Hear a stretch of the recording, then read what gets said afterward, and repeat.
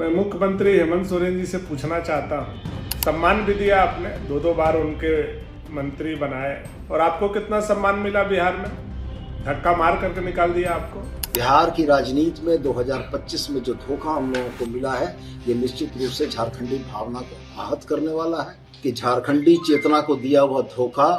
झारखंड में सियासी बिसात बिछ चुकी है। घाटशिला विधानसभा उपचुनाव अब सिर्फ एक विधानसभा सीट की लड़ाई नहीं रह गई, बल्कि यह राज्य की राजनीति के बदलते समीकरणों की असली तस्वीर पेश कर रही है।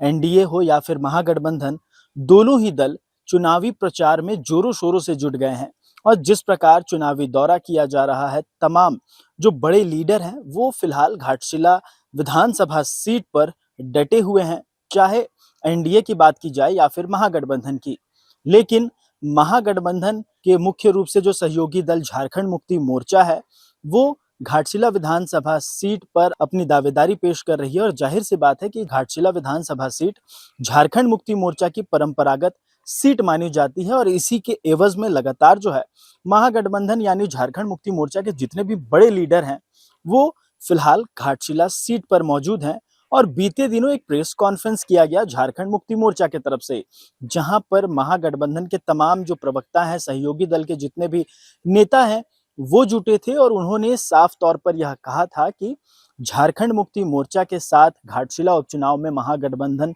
डट के खड़ा है और जब तक घाटशिला विधानसभा सीट पर महागठबंधन का झंडा यानी झारखंड मुक्ति मोर्चा का झंडा एक बार फिर से नहीं लहराता, घाटशिला सीट पर महागठबंधन मुख्य रूप से झारखंड मुक्ति मोर्चा, कांग्रेस, राजद, भाकपा माले, तमाम जो सहयोगी पार्टी है महागठबंधन की, वो मिलकर घाटशिला सीट पर चुनावी प्रचार करेंगे। लेकिन कहीं ना कहीं यह एक राजनीतिक मुद्दा बनता जा रहा है। अगर देखा जाए तो बिहार विधानसभा चुनाव भी घाटशिला विधानसभा के उपचुनाव के साथ ही है। 11 नवंबर को दोनों ही जगहों पर दूसरे चरण का मतदान होना है और घाटशिला में भी 11 नवंबर को मतदान होना है। जिस प्रकार बिहार में विधानसभा के चुनाव की घोषणा की गई थी और घोषणा के साथ ही झारखंड मुक्ति मोर्चा ने यह ऐलान किया था कि 12 सीटों पर झारखंड मुक्ति मोर्चा बिहार में चुनाव लड़ेगी। लेकिन जिस प्रकार से सीट शेयरिंग को लेकर के महागठबंधन के भीतर तकरार की स्थिति उत्पन्न हो रही थी, लगातार कयास लगाए जा रहे थे कि तमाम पार्टी अलग अलग सीटों पर दावे ठोक रही थी, तो वहीं झारखंड मुक्ति मोर्चा भी 12 विधानसभा सीटों पर ताल ठोकती नजर आ रही थी। इसके एवज में मुख्यमंत्री हेमंत सोरेन ने वोट अधिकार यात्रा की बात की जाए या फिर झारखंड सरकार के मंत्री सुदीव्य सोनू और प्रवक्ता विनोद पांडे दोनों ही लगातार जो है बिहार जा रहे थे और बिहार में लगातार सीटों की मांग महागठबंधन यानी राजद के तेजस्वी यादव से कर रहे थे। साथ ही राजद के जितने भी सीनियर लीडर हैं उनसे बातचीत कर रहे थे और सीट शेयरिंग को लेकर के 12 सीटों की मांग की जा रही थी। लेकिन कहीं ना कहीं झारखंड मुक्ति मोर्चा को यह संकेत था कि बिहार विधानसभा चुनाव में उसे सीट नहीं मिलेगी, जिसे देखते हुए झारखंड मुक्ति मोर्चा के महासचिव सुप्रियो भट्टाचार्य ने एक प्रेस कॉन्फ्रेंस में ऐलान किया था कि अगर महागठबंधन निर्णय नहीं लेती है तो बिहार चुनाव में झारखंड मुक्ति मोर्चा महागठबंधन से अलग होकर चुनाव लड़ेगी। और नतीजा भी कुछ ऐसा ही हुआ। 18 तारीख को झारखंड मुक्ति मोर्चा के महासचिव सुप्रियो भट्टाचार्य ने ऐलान भी कर दिया कि बिहार विधानसभा चुनाव में झारखंड मुक्ति मोर्चा 12 सीटों पर तो नहीं, लेकिन 6 सीटों पर चुनाव लड़ेगी, वो भी महागठबंधन के सहयोग के बिना।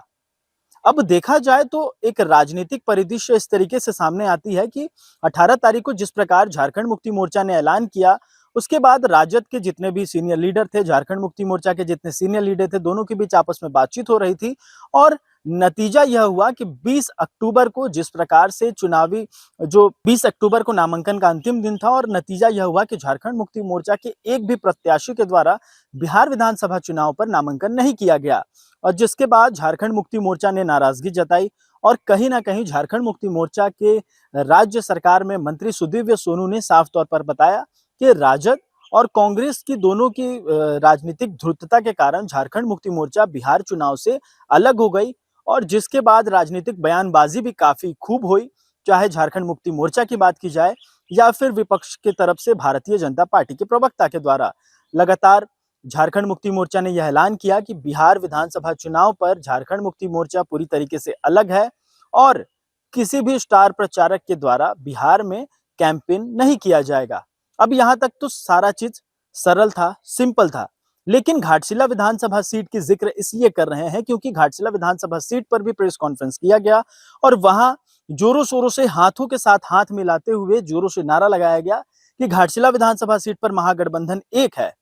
अब ऐसे में राजनीतिक मुद्दा काफी गर्म है। भारतीय जनता पार्टी इस मुद्दे को लगातार उठाती नजर आ रही है और भारतीय जनता पार्टी के तमाम जो प्रवक्ता हैं जो घाटशिला पर मौजूद हैं उनका कहना है कि बिहार में जिस प्रकार से झारखंड मुक्ति मोर्चा को अलग कर दिया गया, तो ऐसे में झारखंड मुक्ति मोर्चा को भी कहीं ना कहीं राजद से जो एकमात्र मंत्री हैं संजय प्रसाद यादव, उन्हें अलग कर देना चाहिए या फिर महागठबंधन का साथ नहीं देना चाहिए। घाटशिला उपचुनाव में महागठबंधन के साथ मिलकर चुनाव नहीं लड़ना चाहिए। तो फिलहाल यह मुद्दा काफी गर्म है और कहीं ना कहीं सवालिया निशान जो है झारखंड मुक्ति मोर्चा पर खड़ा हो रहा है कि आखिर बिहार विधानसभा चुनाव में एक तरफ आप ऐलान करते हैं कि आप महागठबंधन से अलग है, तो वहीं दूसरी ओर झारखंड में जब चुनाव होती है और झारखंड में आप मुख्य रूप से महागठबंधन के साथ नजर आते हैं। फिलहाल घाटशिला विधानसभा सीट की बात की जाए तो यह मुद्दा प्रमुख रूप से राजनीतिक मुद्दा बनते जा रहा है। तमाम जो बड़े लीडर हैं इस मुद्दे को प्रमुखता से उठा रहे हैं और आने वाले दिनों में कहीं ना कहीं छठ पूजा के बाद यह मुद्दा जोरों शोरों से उठाया जाएगा।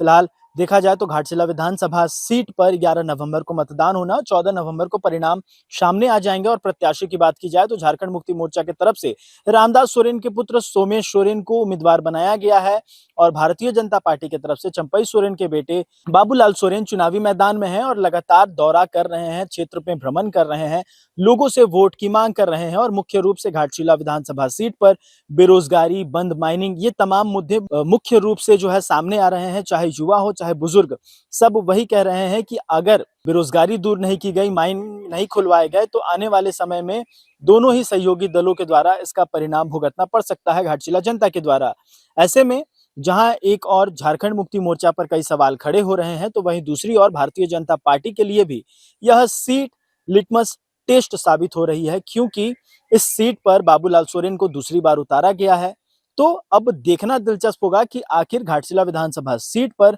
किसकी जीत होती है, किसकी हार होती है, यह 14 नवंबर को तय किया जाएगा। लेकिन आप इंतजार कीजिए बस छठ पर्व के समाप्त होने के बाद, क्योंकि उसके बाद 10 दिन शेष रह जाएंगे और इन 10 दिनों में कई ऐसे मुद्दे मुख्य रूप से सामने आएंगे जो कहीं ना कहीं काफी रोचक होंगे। तो फिलहाल बने रहिए खबर मंत्र के साथ। हम घाटशिला उपचुनाव से जुड़ी तमाम खबरें आपके बीच लाते रहेंगे। हमें दीजिए इजाजत। अपने सहयोगी अमृत टोपो के साथ मैं आदित्य सिंह, रांची।